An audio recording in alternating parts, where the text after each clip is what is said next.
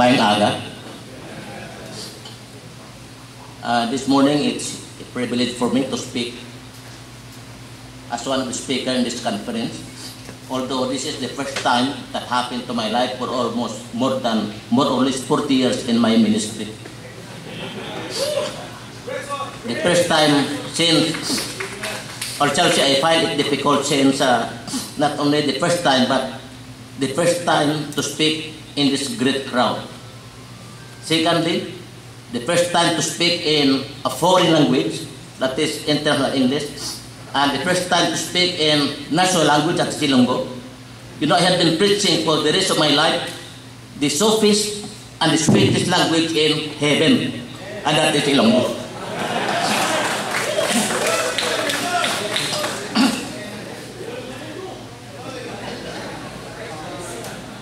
You know, I am now 70, but I'm feeling 18. You know, when I was born, during the war, there is no calendar. Before I was baptized, I asked my mother. He gave me an international name that is Bugrung. So, since the priest will be asking my name, I asked my mother, what month I was born? He said, it's caroling time. So, no February, no January, but December. What year? It's before the end war, that is 1944. I said, what day? Yeah, it's in the middle of December. So I counted. When it is higher, it's 31. When it's lower, it's 30.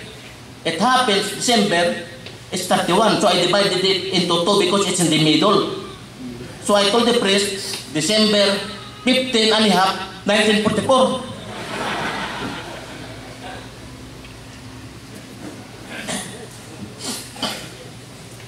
This morning, when Pastor Wilfredo Cruz called me, I could hardly deny it because we would like to participate actively in the appeal conference.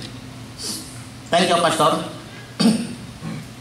The topic is still on fire, and my subtopic is greater is He. When Jesus Christ left the church that He established, the church made a series of persecution. The first persecution is in AD 31. That is in Acts chapter 4, 17 to 21. I have a local language in Ilonggo. But before that, I keep on surveying whether to speak in English, Tagalog, or Ilonggo. I said, I have to speak it in trilingual language. That is Taglish, Ilonggo, Tagalog, and English. So, the first persecution that the church experienced is in AD 31, Acts 4, 17, 21. Let's read it in our Bible. Acts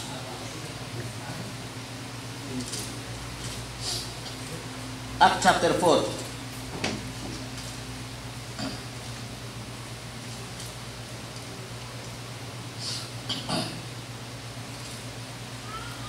When Peter and John preaching about the Lord, but Peter and John answered and said unto them, whether it be right in the sight of God to hearken unto you more than God judge it. For we cannot but speak the things which we have heard, we have seen and heard. So when they had further threatened them, they let them go, finding nothing how they might punish them, because of the people, for all men gathered, glorified God for that which was done. So the first persecution, the threatening of Peter and John. But in spite of that, they don't quit but keep on preaching the Lord Jesus Christ. The next persecution of the church that they have experienced is in AD 32, when Peter and John again preaching the Lord Jesus Christ. That's in Acts 5, 17, 18. I know it's on the Bible since I have a limited time. I will just Okay, so what happened there? Again, it's Peter and John preaching. So the council put them to prison. They were threatened, given warning, put in prison, beaten.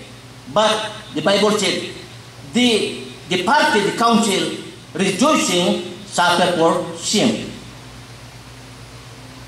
And that's the second persecution. The third persecution is the stoning of Stephen. But before Stephen died, he prayed, closed his eyes, and shouted, "Lord, forgive my persecutor." What motivated them? In spite of their threatening warning, put in prison, they were beaten, yet they continued, keep on staying on fire. What were the reasons? I have three reasons here. Before Christ was arrested, he called and gathered his disciples. He told them about his crucifixion. And the disciples were worried and troubled. He said, "Don't worry, because I'm going back to the Father and prepare a place for you." One reason why they kept on staying on fire, because the disciple anchored on the promise of the Lord Jesus Christ. I have there an anchor.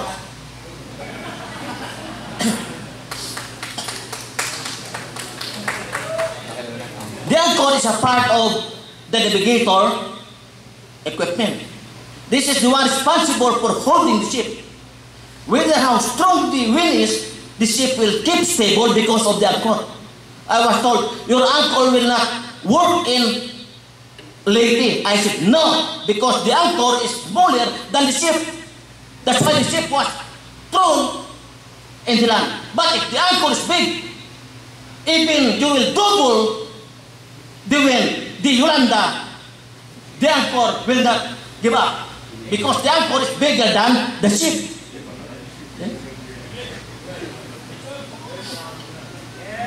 So the disciples kept on staying on fire because they were anchored on the promise of the Lord. What promise that? It is a promise in heaven. He said, "I will prepare a mansion for you, a place that even yung lingkod sa buhol cannot move it." The place that even the earthquake involved cannot move it. Number two, it's a place that even in the burning of Zamboanga, where many were burned, houses were burned, this place cannot be burned because it's in heaven. Even the incident in Leyte, Yolanda, they call it storm surge or tidal wave, whatsoever. The place cannot be overflown because it's there. So the disciples kept on preaching, staying on fire, whether they will be given warning, beaten, prison, shouting, whatever it can, but they kept on preaching because they anchored on the promise of the Lord Jesus.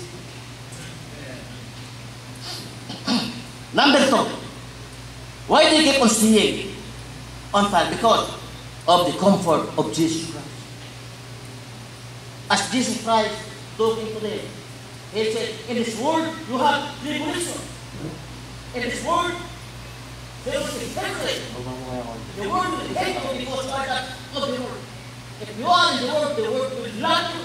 But because you are not in the world will hate you." Furthermore, Jesus Christ gave them briefing on what happened to them. He said, "You will meet persecution. You will be deprived from worship in the temple. That will happen to you when I will leave you."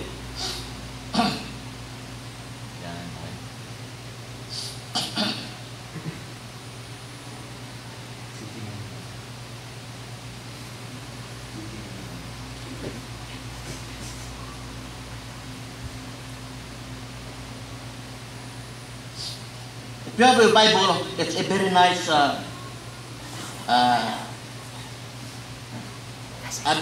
illustration. Okay.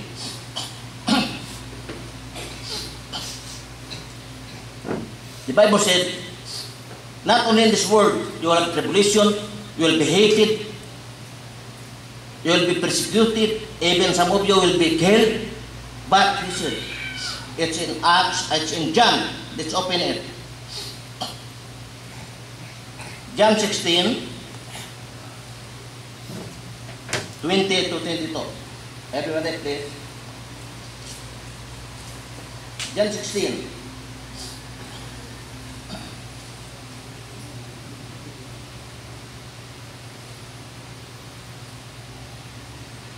He said, now therefore have sorrow, but I will see you again, and your heart shall rejoice, and your joy no man take it from you. But in verse 20, verily, verily, I say unto you, that you shall weep and lament. The world shall rejoice, and you shall be sorrow, but your sorrow will turn to joy. Sana I could speak it in Ilonggo so I could have a better expression, but you know, it's very hard.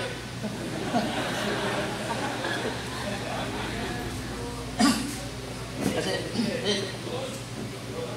people will laugh at you. They will rejoice, but your sorrow will turn to joy. That's the reason why the disciples keep on preaching, speaking of God, even though to the extent of killing. He gave the illustration to that woman, di ba? When the woman gave birth, there is pain, but when the birth already done, no more pain. So that's a conversion of sorrow to joy. Remember, your sorrow will turn to joy.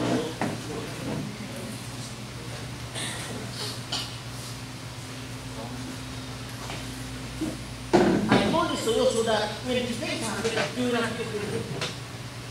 And then things happen in our life.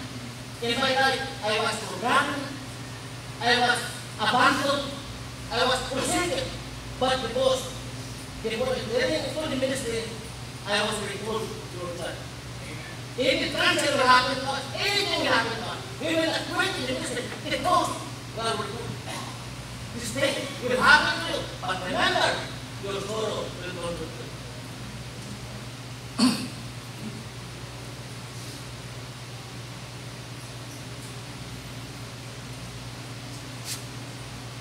I forgot the second point. The second point is they anchored on the comfort of Jesus. One, they anchored on the promise of Jesus. Number two, they anchored on the comfort of Jesus. Third, and here we'll get emphasis.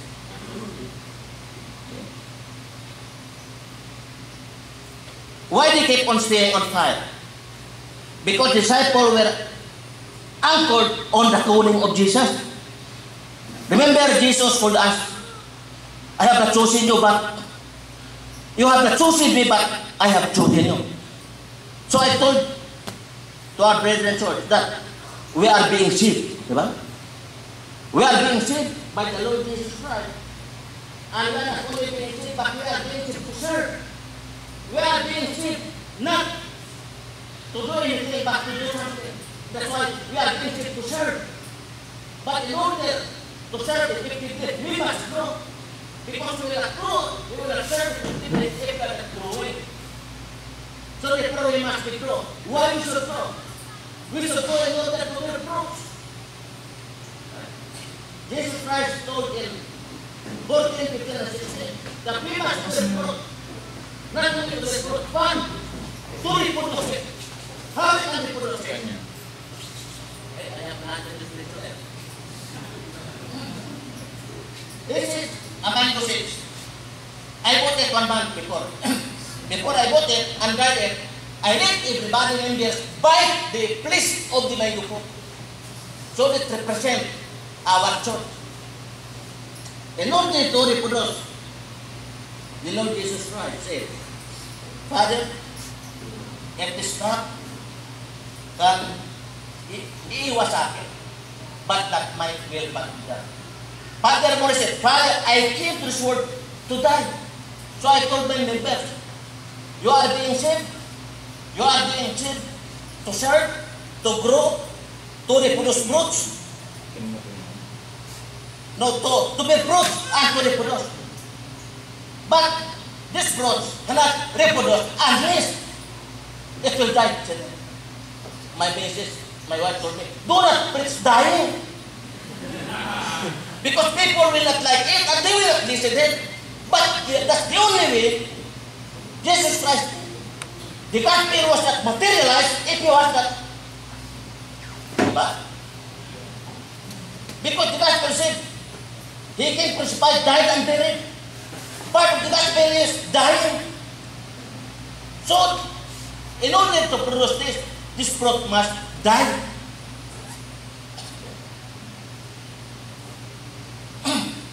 So I told my friend, you are being saved.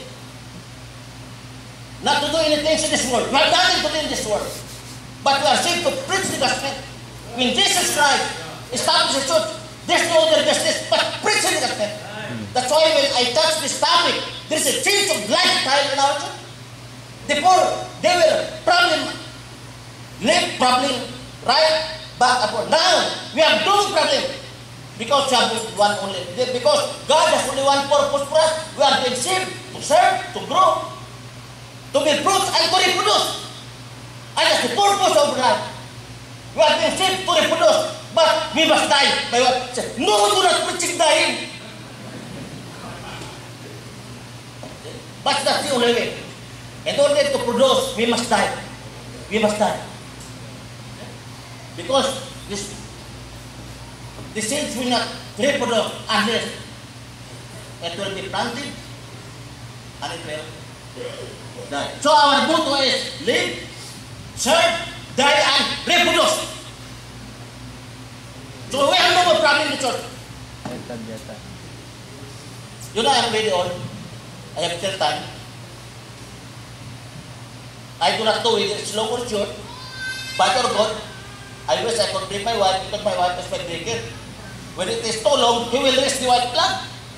When it is short, he will raise another color. I supposed to divide my young people. Led by Roslyn and led by Rachel, but they might quarrel because it's still short. Roslyn is really long. So they might quarrel, they might fight each other, so I did not avoid the two groups. Okay? But I said, it's our motto. We have here 15 students or 16. We have more coming. Because our purpose is to die and reproduce.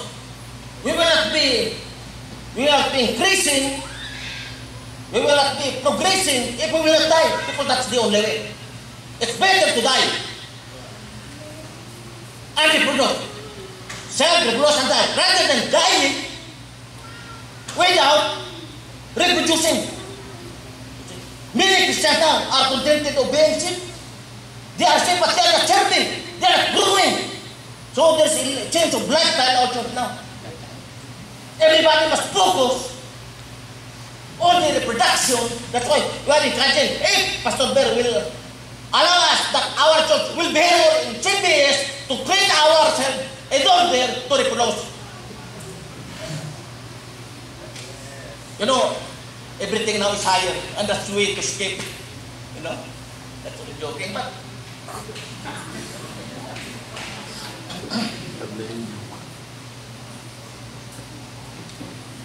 so I said, they were church, and they accepted it. Because anyway, our life is short. Our life is borrowed. Our life is temporary. I said, look, lady, those property has been earned by the Portado. They put everything there. But just for a moment, those things were gone. I said to him, what's the purpose of your life? The meaning of life. There is only a meaning, a better meaning of life if we live, serve, die, and reproduce. But if you are living and not serving, you will die anymore.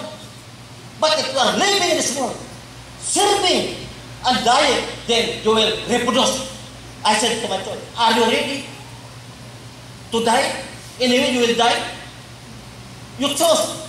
You die without reproduction or you die with reproduction.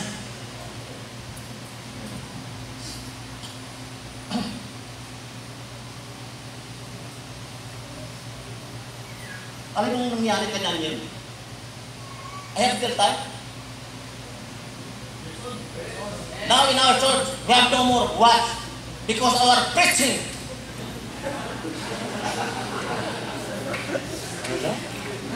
As long as I'm preaching, they were there. That's why I got the word track. I already chose the blackboard and the Bible. That's all. So when my church, they like it because they have realized, even Martin realized that I am only short and borrowed and temporary life. If I will die nothing, I have to reproduce. So they were realizing that life here in earth has no other purpose. When God called us, being saved, in order to serve, in order to grow, in order to reproduce, in order to reproduce, and in order to reproduce. That's the only way. The gospel must go on. According to Christ, going and preach the gospel. And the only way is dying in order to reproduce. No other way. Because if the seed will not die, it will not grow, it will not reproduce, it will not reproduce. So I have been looking for Tagalog translation of yung song nangyari kay Daniel. Sabi, yung Daniel was told to worship Nebuchadnezzar, but he refuses. And he was thrown. Di ba? At yung sabi, si Daniel way kahadlok sa lungid sang leon. Nangamuyo sa Diyos, kinsabat siya dayon. Gani pagkaaga, ang hari nagsiling, Daniel, diyan ka! Sagot Daniel, yari ako, mali pa yun. Di ba get together? You know, mali pa yun ang Kristohan. Isanda mo alang puso. Nakakalagad, nakapadayon. Diba? Right? Then we have that beautiful song, Panginoon, minamahal kita. You know that?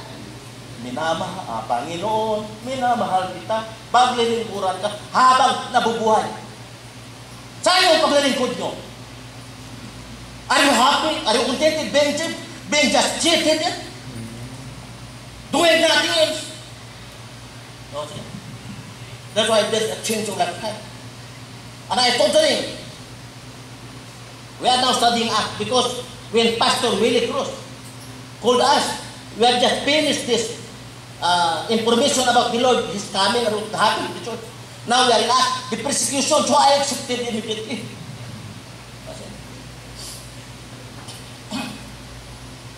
Because it's timing, but if not, maybe I could not. Because I find Christ. But again, praise God. Panginoon, minamahal kita. Paglilingkuran ka habang nabubuhay. Dumagsa man ang mga pagsubok. Anong susunod? Dumagsa man ang pagsubok? Alang sa iyo ako ay susunod. Diba? We Christian. We are being saved. Called for what purpose? So maganda yun. If somebody could give the translation in Tagalog, si Daniel, white hadlock, sa lugay sa leon. Now is our favorite song. But even though we will be put, and that's the best way, you can early produce fruit if you will die. People are afraid to die. You see? Why are you waiting for? But if you will die, you will produce more fruit. I'm engaged in culturing anything. And My vision is to bear fruit. So I culture it. If possible, ay pag tinanim, bunga agad. Diba? So that you can taste the sweetness of the Ilonggo, yung malambing at pinagkatamis na lingwahe sa lupa at sa langit. That's a good bye.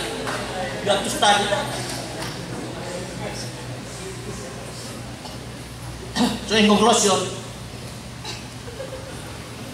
you know, I'm given warning by Levi here, do not preach too long. So conclusion, because if I will preach too long, maybe Pastor Billy will not invite me anymore. So I will just cut. Okay. Diba? What's in 50%? So Jesus, Paul said, be steadfast, be unmovable, because in this world you have tribulation, sorrow, persecution, hatred. But remember, your joy will turn to, your sorrow will turn to joy. Greater is. Thank you.